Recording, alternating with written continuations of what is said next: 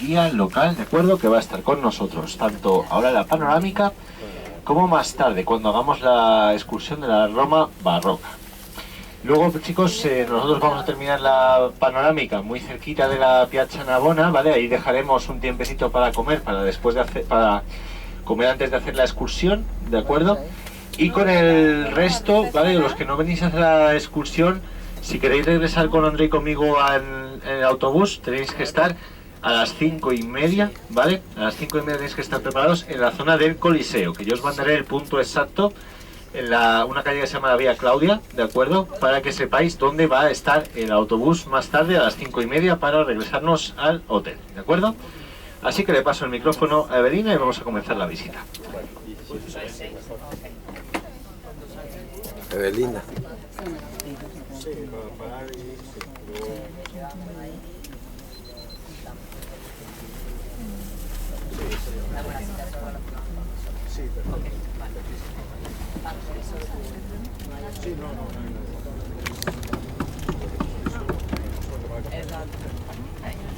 Muy bien, hola, hola, ¿se oye? Hola. Sí, sí. ¿También se oye? Sí, sí. Se ascolta bene. Muy bien, buenos días a todos, bienvenidos de mi parte. Mi nombre es Eve, como les ha dicho ya Víctor. Y comenzamos la vuelta panorámica, sentaditos aquí en el autobús, sin frío, sin ese viento helado que nos acompaña hoy.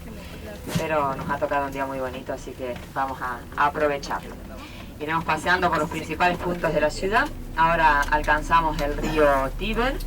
Recuerden que estamos en la margen derecha del río Tíber, en lo que antiguamente, en época romana, eran las afueras de la ciudad. O sea que el Vaticano y el barrio del Trastevere, que ahora veremos pasando a mano derecha, eran las afueras de la ciudad. Eso hasta el primer siglo antes de Cristo. El río Tíber que tenemos delante, como siempre se puede considerar protagonista de la fundación de la ciudad, porque si uno piensa, todas las grandes civilizaciones antiguas han nacido siempre la zona del castelo donde estaba, vea. Importante, y el río de Roma, sin lugar a dudas, tiene 405 kilómetros de recorrido.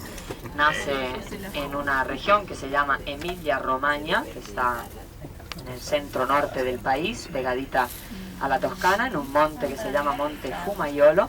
Baja, atraviesa la Toscana, atraviesa la Umbria, atraviesa esta región llamada Lazio, divide la ciudad de Roma en dos partes y muere en el mar Tirreno, a unos 20 kilómetros más o menos de la ciudad, donde en época antigua los romanos habían colocado el originario puerto de la ciudad, que se llamaba Puerto de Ostia, esta palabra que significa boca o desembocadura. Echen un vistazo a la izquierda, porque se logra ver al fondo el castillo del Santo Ángel, que veremos mucho mejor luego terminando la vuelta panorámica, porque alcanzaremos nuevamente esta parte de la ciudad, pero del otro lado del río, para bajar ahí cerquita de la plaza Navona, como les comentaba Víctor.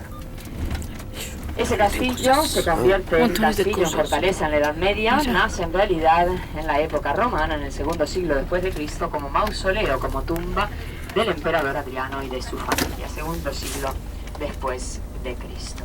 A la derecha comenzamos a ver el barrio del Trastevere, uno de los barrios más antiguos de la ciudad, un barrio bohemio, barrio donde hoy se encuentran entre las iglesias, las basílicas cristianas más antiguas de Roma, como Santa María in Trastevere. Se agachan un poquito la cabeza en el medio del pasillo, al fondo se logra ver un campanario de estilo románico. Es el campanario de la primera basílica dedicada a la Virgen María en la ciudad de Roma, segundo, tercer siglo después de Cristo.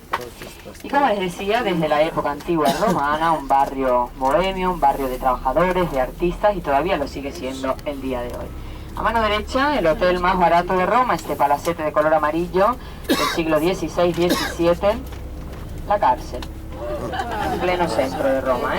Se llama Regina Coeli, Reina de los Cielos, porque conserva una capilla de aquel periodo dedicada a Nuestra Señora, y hospeda una cárcel de menor seguridad, pero en pleno centro de la ciudad. Aquí a la derecha, los jardines de la Villa Farnesina, uno de los mejores ejemplos de jardines a la italiana de periodo del Renacimiento, una villa que fue construida en el 1500 por una familia llamada Chigi, que eran unos banqueros del sur de la región de la Toscana. Tuvieron un papa también muy importante, Alejandro VII, que es el papa que encarga a Juan Lorenzo Bernini la tan conocida Plaza de San Pedro, ese abrazo perfecto con 284 columnas. Y aquí hará construir una especie de villa extraurbana con estos jardines que son una especie de copia de los jardines de época antigua romana. Trabajarán dentro de esta villa artistas importantes como por ejemplo Rafael, famoso pintor del Renacimiento, que se muere con solamente 37 años de edad.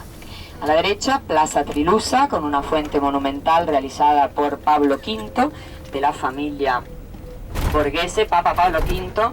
Los que han visitado el Vaticano habrán visto que en la fachada de San Pedro está su nombre, porque es el Papa que al inicio del 1600 consagrará la nueva Basílica de San Pedro. Y aquí, en el barrio del Trastevere, en este barrio popular, como les decía, hará la restauración, siempre al inicio del 1600, de un antiguo acueducto romano que había sido construido por el emperador Trajano en el segundo siglo después de Cristo. Piensen qué curiosidad sea Trajano en época romana, que luego Papa Pablo V de la familia Borghese serán un poquito criticados por el pueblo romano, porque el acueducto de Trajano, construido en el segundo siglo, como les decía, viene de unos 40 kilómetros de distancia de la parte central de la región del Lacio, de un lago llamado lago de Bracciano, y parece ser que las aguas de este lago no son las aguas más limpias. Y si, como ya hemos dicho, en época romana esto era un barrio popular, no hubo mucho interés en abastecerlo con un agua demasiado potable, y repito, sea Trajano que luego Papa Pablo V, cuando hace la restauración en el 1600, fueron un poco criticados por el origen de este agua. De todos modos, piensen cuántos siglos, ¿no?, entre la caída del Imperio Romano de Occidente, quinto siglo después de Cristo, y el 1600, el barrio del Trastevere prácticamente estará sin abastecimiento de agua potable. Ahora, a mano izquierda, el río Tíber nos va acompañando por un buen trozo del recorrido. Al centro del río veréis ahora una isla, el único islote natural que el río tiene en sus 405 kilómetros de recorrido. Del otro lado del río se logra ver una cúpula cuadrada. Esa es la cúpula de la sinagoga monumental de Roma, en la judería de la ciudad, la segunda judería que tuvo Roma a partir de finales del 1400. Y en la isla vemos un edificio de color salmón con las ventanas marrones, es un hospital, se llama Fate Bene Fratelli, hagan bien hermanos, gestionado por una comunidad religiosa desde la Edad Media. Es una de las maternidades más importantes de todo el país. Un poquito más adelante, el puente Sestio, que es uno de los dos puentes que conectan la isla a la tierra firme. La estructura interna de este puente Sestio data del siglo I antes de Cristo. Y yo digo siempre, en Italia se caen puentes, del 1800, del 1900, y en Roma descubriremos que hay estructuras perfectamente conservadas desde la época antigua romana. Un campanario románico siempre dentro de la isla, que pertenece a la Basílica de San Bartolomeo Apóstol. Aquel que quien ha visitado la Capilla Sixtina se recordará muy bien, es aquel que está representado con su propio pellejo en la mano, porque recordemos que su martirio fue ser despellejado vivo, y en ese pellejo que habéis visto en la Capilla Sixtina, recuerden, está la firma, el autorretrato de Miguel Ángel Buonarroti. Y dentro de la isla tenemos también, al lado de la Basílica de San Bartolomeo Apóstol, el hospital israelita, siempre recordando que del otro lado del río está la judería de la ciudad.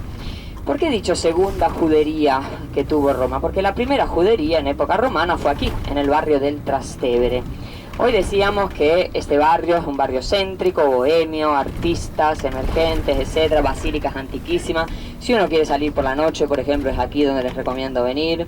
La movida de Roma está aquí, los mejores restaurantes, pizzería, trattoria, pero hay que pensar que en época antigua romana esa palabra Trastevere era algo feo, es igual, era algo despectivo, era como decir aquellos que viven tras el río Tíber, porque recuerden que en la primitiva época de fundación de la ciudad, toda esta margen derecha donde estamos ahora no era parte integrante de Roma, eran las afueras.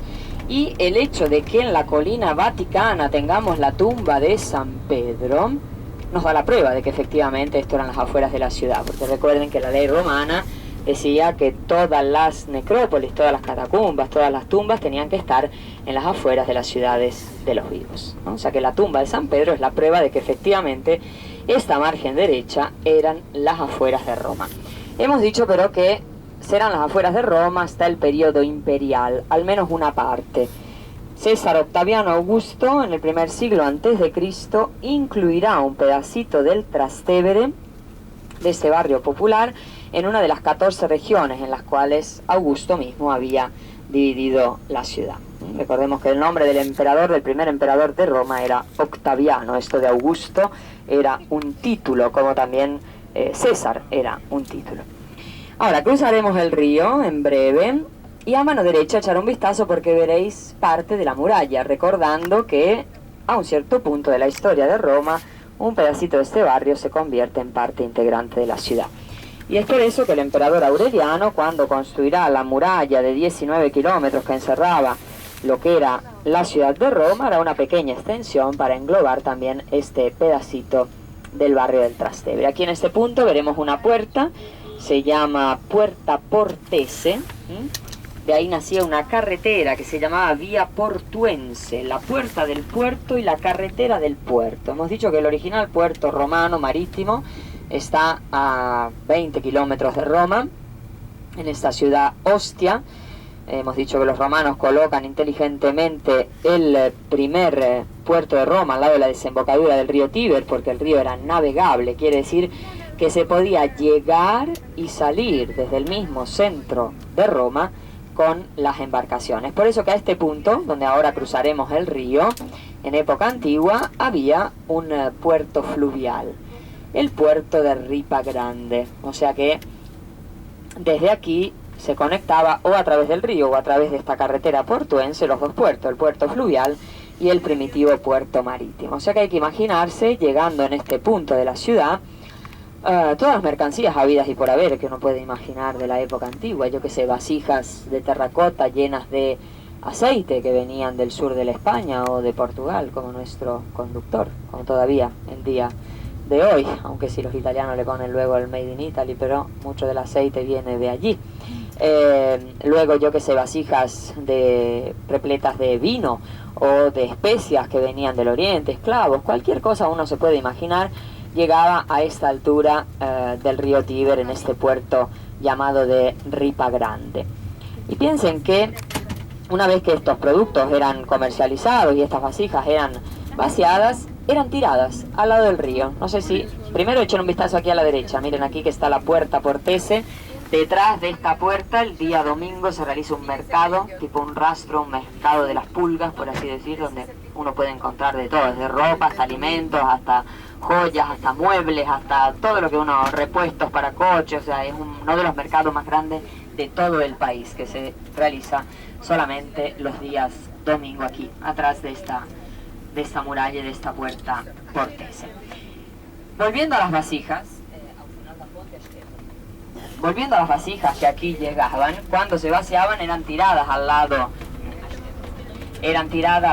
lado del río Tíber. Ven por allí delante donde tenemos ese palacete amarillo, bastante vistoso, con las ventanas verdes. Ahora os va a quedar a mano derecha. Ese palacete fue construido por encima de una colina artificial, que es llamada colina de Monte Testaccio.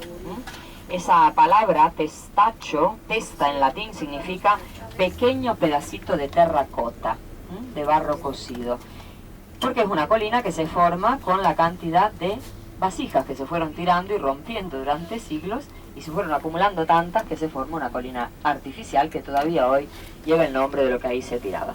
Hay puntos de esta colina de Monte Testaccio, una zona arqueológica muy interesante, donde se puede ver todavía la diversa estratificación de pedacitos de terracota, inclusive algunos de ellos con los sellos, con estos sellos que permiten de saber de dónde venía la vasija en cuestión y de qué periodo romano, en qué periodo fue construido en la época antigua. Aquí sobre la mano derecha, hoy otro de los barrios céntricos más bonitos de la ciudad, donde también por la noche está muy bien para salir. Si hay algún joven por el grupo ahí que le interese, a la noche ahí encuentran la movida, o si no en el barrio del Trastevere, del otro lado del río. Y ahora ya estamos en la margen izquierda, el río Tíber nos sigue acompañando, río que en época antigua romana era llamado Biondo. Biondo significa rubio. Hoy, si han echado un vistazo, de rubio no tiene nada, tiene, mejor dicho, un color verde o marrón chocolate. Pero hay que pensar que en la época antigua romana el río era un poquito más salubre de lo que es el día de hoy. Hemos dicho tanto que se puede considerar causa de la misma fundación de Roma. A la derecha, en cambio, comenzamos a ver una de las 7 colinas naturales donde fue fundada la ciudad.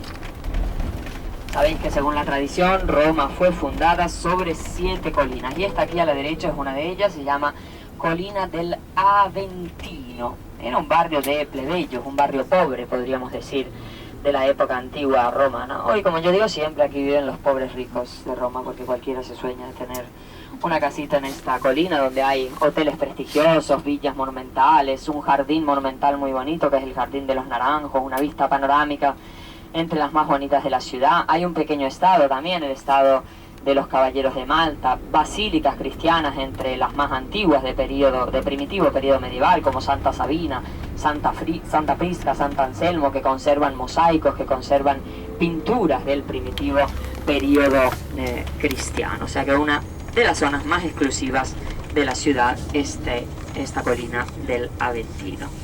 A derecha.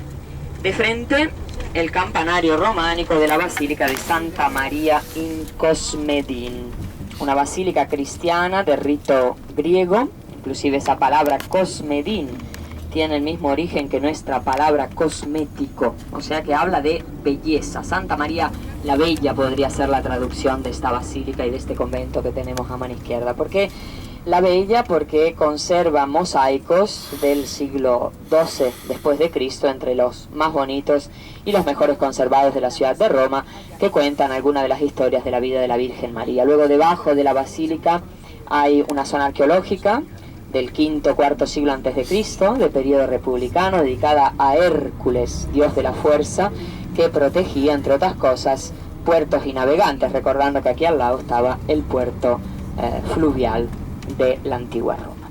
Ahora comenzamos a subir el Aventino, esta colina. En muy pocos puntos de la ciudad se ve este desnivel y aquí es uno de ellos.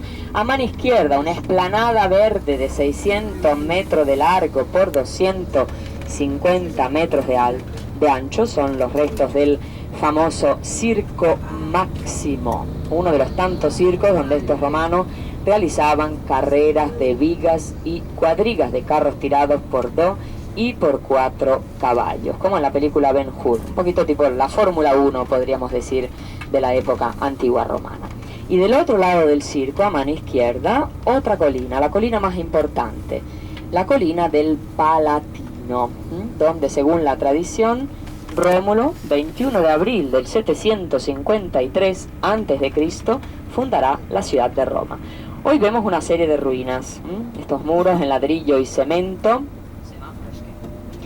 Estos muros de ladrillo y cemento de 20-30 metros de altura son las ruinas de los palacios imperiales. A partir de la época de César Octaviano Augusto, primer siglo antes de Cristo, año 27 antes de Cristo, se escogerá la misma colina de la fundación para comenzar a construir estas grandes residencias, que se seguirán construyendo ¿hasta cuándo? Hasta el tercer siglo después de Cristo. Hasta ocupar toda esa colina y haciendo nacer esta palabra moderna que hoy utilizamos para designar un edificio grande, importante, donde vive personajes como un rey. Palais, palau, palas, palazzo, palacio. Esa palabra viene de Palatino, del nombre de esa colina que tenemos a mano izquierda, que en época antiquísima, antes de la fundación de la ciudad, según la tradición, una de las teorías dice que era dedicada a la diosa Pales. Había un templo muy importante dedicado a esta diosa, que era una especie de Mater Matuta, una diosa de la fertilidad, donde los jóvenes romanos entraban en la vida adulta. Ahora, de frente de nosotros, un palacete moderno, inicio del 1900, aquí con las banderitas, es una sede de las Naciones Unidas. Una sede de las Naciones Unidas, se llama FAO, se ocupa del hambre y de la alimentación en el mundo, y el edificio es de arquitectura racionalista, estilo utilizado en la época de dictadura, en la época de Benito Mussolini. Lo dice la misma palabra, racional, con pocas decoraciones, geométrico, lineal, y sobre todo utilizando el material local. Esa piedra que vemos a la derecha, en el edificio con las banderas, se llama travertino, y la veremos hasta en la sopa paseando por la ciudad de Roma. Ya la habéis visto ahí en la zona del Vaticano, la fachada de San Pedro, las columnas de Plaza de San Pedro realizadas en travertino. Las canteras de este material se encuentran a solamente 30 kilómetros de Roma, en la ciudad de Tivoli, y todavía siguen siendo utilizadas para la construcción. Miren desde aquí cómo se aprecia toda la extensión del Circo Máximo, estos 600 metros, y al fondo veréis la cúpula de San Pedro.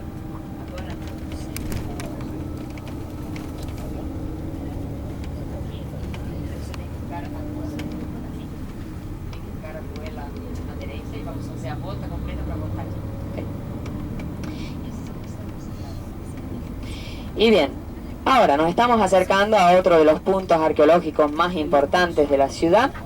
Año 217 después de Cristo, el emperador Antonino Caracalla hará construir las termas más lujosas de la antigua Roma. Y comenzamos a ver los restos de estas termas del inicio del tercer siglo después de Cristo, aquí sobre la mano derecha. Nosotros hoy, claro, cuando yo digo lujosas, uno me mira un poco raro porque dice, hoy vemos simplemente ladrillo y cemento. Hay que trabajar mucho con nuestra imaginación y cubrir todos estos muros de simple ladrillo y cemento con todo tipo de materiales preciados: oro, bronce, mosaicos, mármoles de distintos colores traídos de las diferentes partes del mundo conocido de la antigüedad. Materiales que después de la caída del Imperio Romano de Occidente, quinto siglo después de Cristo, fueron saqueados en parte por las poblaciones mal llamadas barbáricas, y luego en el primer periodo cristiano de la ciudad,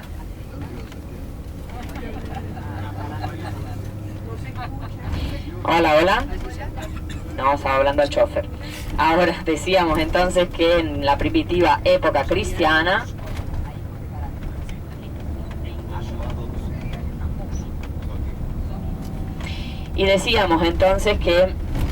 en la primitiva época cristiana esos materiales preciados fueron utilizados para construir basílicas, iglesias de periodo cristiano, o sea que la Roma antigua fue utilizada como una enorme cantera de materiales también para construir la Roma cristiana. Todos esos materiales que habéis visto, por ejemplo, dentro del Vaticano, dentro de la Basílica de San Pedro, han sido tomados prestados de aquí, para decirlo de un modo elegante, no solo de las termas de Caracalla, sino de todos los lugares arqueológicos de la ciudad. Ahora, ¿qué cosa eran estas termas? Eran como baños públicos, podríamos decir, de la antigüedad, una especie de spa. Solo que, a diferencia de nuestros tiempos modernos, que nosotros para acceder a un spa es normalmente un servicio de lujo y tenemos que pagar un billete y bastante salado, en época antigua romana nadie pagaba nada para acceder a estos servicios. Hay que decir también que la gente común, el pueblo, no tenía agua potable en sus casas, o sea que utilizaba diariamente estos complejos termales, que eran 13 complejos de termas públicas. Estas aquí de Caracalla eran las más lujosas, según nos cuentan, pero no eran las más grandes. Tenían capacidad solamente para 1.600 bañantes al mismo tiempo. Y no eran las más grandes, porque había termas en Roma que podían contener hasta 3.000 bañantes al mismo tiempo. Aquí se encontraban las tres famosas piscinas: Calidarium, agua caliente, Tepidarium, aguas templadas, y Frigidarium o Natatio, la piscina de natación. Luego también en estos complejos había siempre dos bibliotecas, una griega y una latina. Por eso los romanos, como los griegos, decían mens sana in corpore sano, una mente sana va acompañada por un cuerpo sano y viceversa, si no la cosa no funciona. O sea que estos romanos venían en estos complejos para cuidar el cuerpo, pero también para cultivar la mente, para hacer relaciones sociales. Las termas de Caracalla se volvieron muy famosas a partir del 1990. También quien no le conocía en el mundo viene a su conocimiento, porque aquí cantaron, eligieron como escenario las termas, estas ruinas, los tres tenores más famosos al mundo: Luciano Pavarotti, José Carrera y Plácido Domingo, y fue el primero de una serie de conciertos que luego ellos hicieron juntos por el mundo.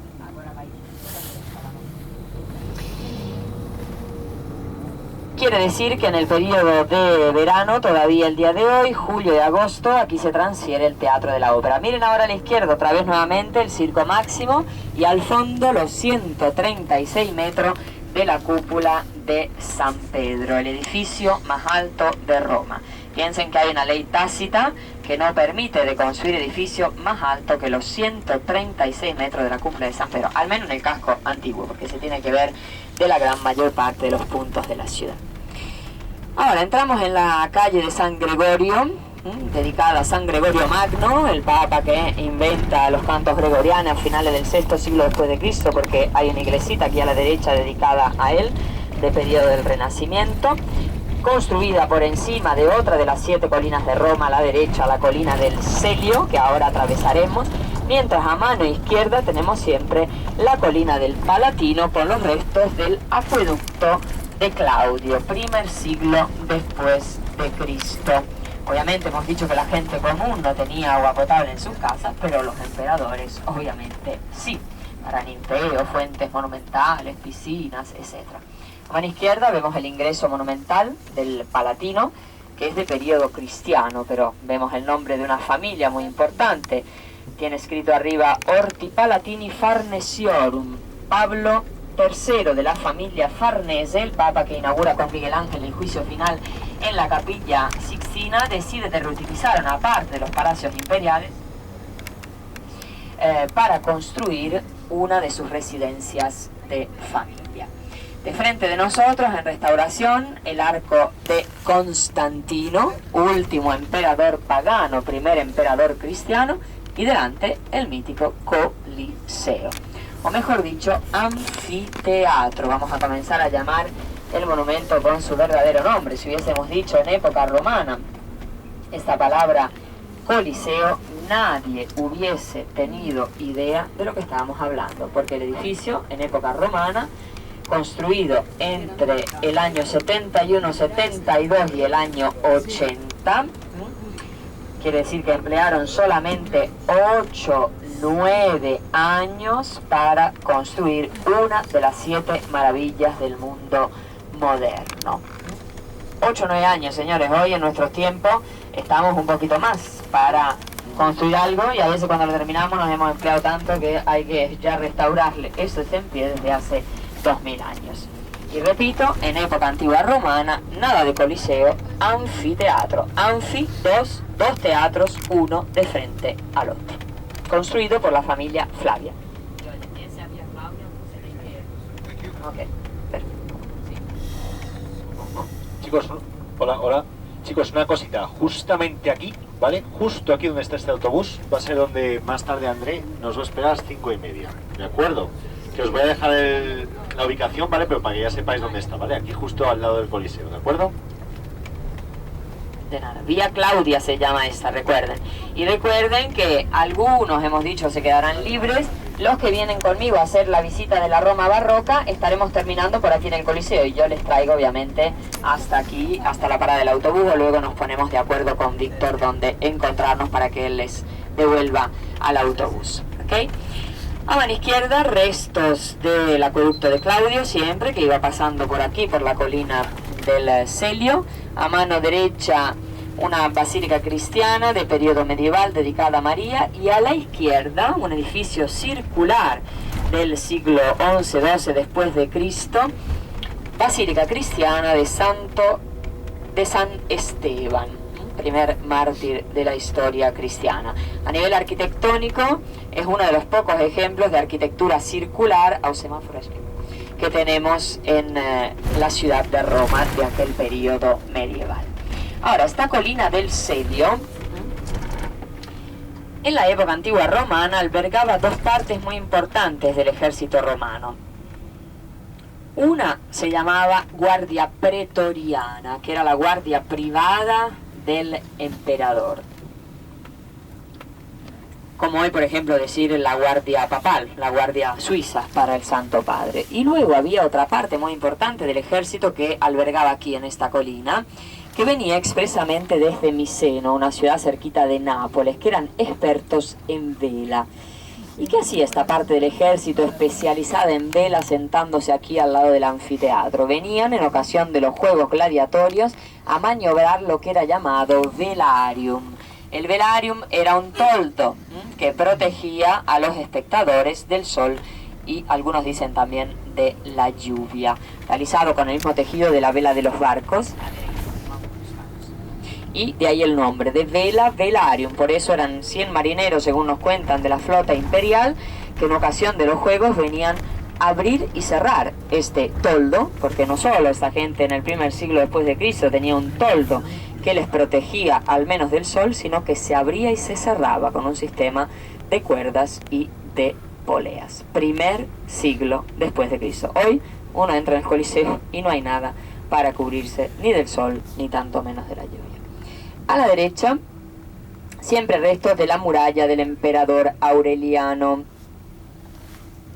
finales del tercer siglo después de Cristo. Esta muralla fue construida entre el año 270 y 275 después de Cristo.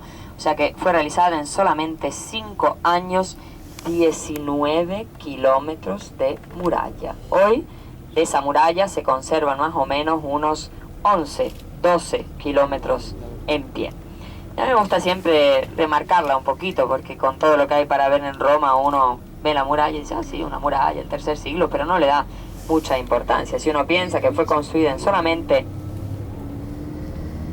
5 años de tiempo, y que desde aquella época, con todo lo que ha pasado esta ciudad, incendios, terremotos, inundaciones, invasiones, todavía se conservan 11 kilómetros, quiere decir que fue hecha con una cierta conciencia. Tenía 14 puertas de entrada principales, desde las cuales salía una carretera consular. Sabéis que hay un dicho muy famoso que dice todos los caminos llevan a Roma. ¿Por qué se dice todos los caminos llevan a Roma? Porque efectivamente desde aquí, desde lo que se vuelve la capital de ese imperio que llegará a dominar todo el mar Mediterráneo, salían carreteras que llegaban a todos los puntos de ese imperio. Recuerden que cuando decimos provincias romanas no hablamos de Lacio, Véneto, Umbria, Toscana, Emilia Romagna, hablamos de España, Portugal, Francia, Inglaterra, Egipto. El Egipto era una provincia romana ya a partir del primer siglo antes de Cristo. Esa muralla, los restos de esa muralla, hoy son patrimonio de la humanidad, y todo lo que hay dentro, todos los monumentos que hay dentro, entre paganos, cristianos, etcétera, naturalísticos, son patrimonio de la humanidad. O sea que el centro histórico de Roma es el centro histórico más grande al mundo, con todos sus monumentos y restos, patrimonio de la humanidad. A mano derecha, una muralla moderna con unos palacios modernos, finales del 800, inicio del 900, son la sede de la Universidad de Letrán, que es una de las universidades cristiano-católicas más importantes al mundo. Quiere decir que detrás de esta muralla tenemos una propiedad extraterritorial del Estado Pontificio. Sabemos que el Vaticano, como Estado independiente, fue declarado en el 1929 y está considerado el estado más pequeño del mundo, 44 hectáreas. Pero tiene también tantas otras propiedades extraterritoriales como toda esta zona del Letrán que comenzamos a ver a la derecha. El bautisterio más antiguo del mundo, a mano derecha, este edificio de ladrillo de forma octagonal. El bautisterio de San Juan, restaurado así como le vemos en el periodo del Renacimiento, con un papa muy importante que se llamaba Gregorio XIII, de la familia Boncompagni, el papa del calendario. Recuerden que todavía el día de hoy llamamos a nuestro calendario, al menos en el mundo occidental, calendario gregoriano. A la derecha, un palacio todo decorado en travertino, con 2 niveles de arco y 2 torres campanarias de periodo del Renacimiento, mandado a construir por otro papa muy importante de aquel periodo, un papa urbanista, entre los más importantes que arreglan más o menos la ciudad de Roma como la vemos el día de hoy, Sixto V, de la familia Peretti, que realizará esta fachada para proteger la fachada más antigua del palacio. Si prestan atención, detrás de los arcos de la primera planta hay un fresco donde está representado un papa. Ese papa se llamaba Bonifacio VIII, vive en el 1300 y fue él que declara el primer año santo de la historia. Sabéis que el día de mañana se abrirá, tenemos la abertura del año santo, esta conmemoración de la iglesia cristiana que se lleva a cabo desde el 1300 y se conmemora cada 25 años. Cada 25 años, o también hay años santos extraordinarios, porque recuerden que el Papa, como autoridad mayor de la Iglesia puede declarar años santos extraordinarios, como por ejemplo hizo Papa Francisco en el 2015-2016, que declaró el año santo de la misericordia. Si echan un vistazo, también ahora los que están detrás van a ver la figura de este Papa, declarando el primer año santo de la historia desde la logia de las bendiciones. Recuerden que en aquella época, en el 1300, la residencia papalina no era San Pedro, sino que era San Juan de Letrán y el Patriarquío Lateranense, que serían estos palacetes que tenemos delante de color salmón, siempre un edificio así como lo vemos el día de hoy, restaurado, acomodado en la época del Renacimiento, siempre con este papa urbanista, Sisto V, que mencionábamos antes, pero hay que imaginar que ya en la Edad Media aquí existía un palacete que era llamado el Patriarquío Lateranense, y es donde desde la época primitiva, desde la época de la liberalización del culto cristiano en el año 313 con el emperador Constantino, decíamos, han vivido los papas. Y es aquí donde se construye la primera basílica cristiana al mundo, que es la Basílica de San Juan de Letrán. A la época de Constantino, pero no se llamaba San Juan, se llamaba Basílica de Cristo Salvador. Luego, en la Edad Media avanzada, se le agrega la dedicatoria a San Juan Bautista y San Juan Evangelista. A mano izquierda veréis otro edificio siempre de periodo renacentista. Vemos que hay una serie de personas que están entrando por una puertita pequeña. Esa gente está entrando para visitar y hacer el recorrido de peregrinaje, subiendo de rodillas los 28 peldaños del Tribunal de Poncio Pilatos. La escalera santa se encuentra conservada dentro de este edificio a mano izquierda. Peldaños que fueron traídos, según la tradición, por Santa Elena en la ciudad de Roma, después de uno de sus viajes en Tierra Santa. Santa Elena, recordemos, era la mamá del emperador Constantino.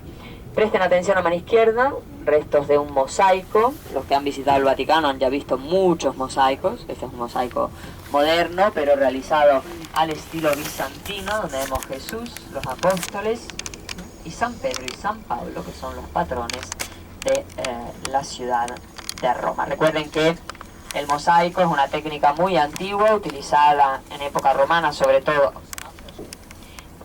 para las pavimentaciones, y a partir de la época cristiana en Bizancio este mosaico se comienza a utilizar para decoraciones parietales, hasta llegar al mosaico avanzado, que es lo que habéis visto hoy en la Basílica de San Pedro. Hoy dentro del Vaticano hay una de las escuelas de mosaicos más prestigiosas al mundo. Detrás de nosotros a la derecha está la fachada monumental de San Juan, que ahora veréis mejor cuando André dobla a la izquierda. Vais de pagar. Y van a ver la fachada. Miren a la izquierda que se ve la fachada completa de la basílica. Arriba vemos la imagen de Jesús con algunos doctores de la iglesia. Debajo las letras Pi y Rho, el monograma de la palabra Christos, el griego. Debajo una decoración en mosaico que representa a Jesús sostenido por dos angelitos, y al centro de la fachada la primera dedicatoria de la basílica, Basílica de Cristo Salvador. Y vemos el nombre de un papa, que fue el papa que encarga esta fachada moderna. Al inicio del 1700 se llamaba Clemente XII. Clemente XII es el mismo papa que encarga la Fuente de Trevi, para hacer conexión con algo un poquito más conocido, más famoso en el mundo entero. O sea que Clemente XII al mismo tiempo tenía dos arquitectos trabajando: Alessandro Galilei realizando la fachada monumental de San Juan y Nicola Salvi haciendo la monumental Fuente de Trevi. Sí. Ahora, San Juan de Letrán, hemos dicho, tiene el título de Mater Ecclesia. Fue la primera basílica cristiana después de la liberalización del culto, después del año 313 después de Cristo. Hemos dicho que al inicio, Basílica de Cristo Salvador, luego se le agrega la dedicatoria a San Juan Bautista, San Juan Evangelista. Nos queda fuera una palabra. Si han prestado atención, desde el inicio yo he dicho Universidad de Letrán, Patriarquío de Letrán, la primera residencia papalina, San Juan de Letrán. ¿Qué es esta palabra Letrán? Según los históricos, Letrán o Laterani era el apellido de una familia del segundo siglo después de Cristo. Periodo todavía, pleno periodo romano, periodo de la máxima expansión. La religión cristiana todavía le faltaba un buen rato para ser aceptada. y esa familia era propietaria de estos